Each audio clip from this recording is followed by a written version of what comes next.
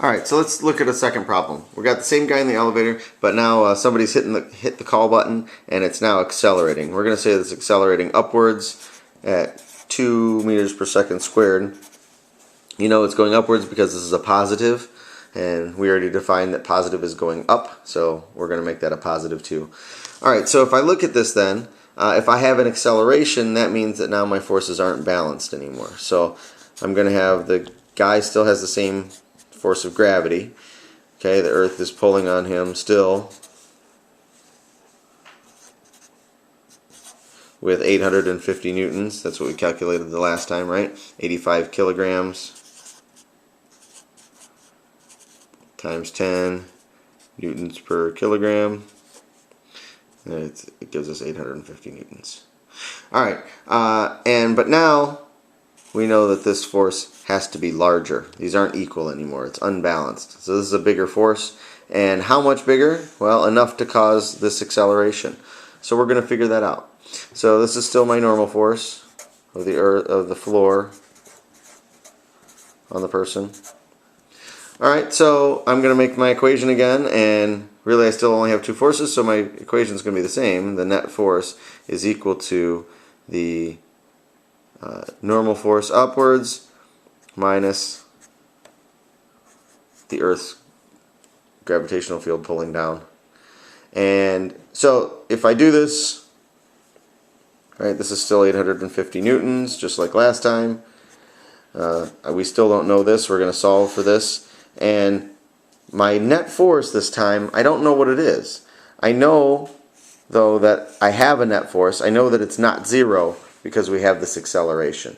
So now I have to figure out what we're going to do with that. So let's take a look at Newton's second law, because this is what we're working with today. So remember, we have that acceleration is equal to the net force divided by the mass. And if we rearrange this, so I get the net force by itself, we get that other version of the equation. The net force equals the mass times the acceleration. And we know this, right? The guy's mass is 85 kilograms, and the acceleration was told us to the problem, that's the 2 meters per second squared. And if we do this, we end up with 170 kilograms times meters per second squared, which just so happens, since that equals force, this is the equivalent of a newton. So 1 newton is actually equal that. It's the force required to move 1 kilogram 1 meter, accelerate at 1 meter per second squared. So 1 newton is the amount of force needed to move a kilogram, accelerate a kilogram 1 meter per second squared. So that's just a little constant that you guys probably should know. Alright, so anyway, so now we have this. This is my net force. Okay, it's the force required to accelerate a mass of 85 kilograms. 2 meters per second squared is 170 newtons. So now we can take this and plug it into our unknown box up here. So I'm going to do that, 170 newtons. And same process. Let me rewrite it down here again. So we have 170 newtons equals the normal force minus 850 newtons.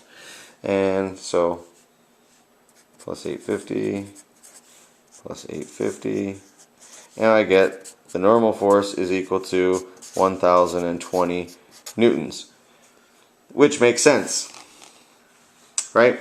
Because the elevator, this force is bigger than this force, so I should expect to get something larger. This is 850, so this needs to be a little bit larger. And there you go. That's it. So that's what I want you guys to work on today. You have a worksheet that has problems like this, and hopefully you can figure this out and go through it, and if not, you can watch this again, and I'll be back on Monday. Go Crevolution. I'll talk to you later. Bye.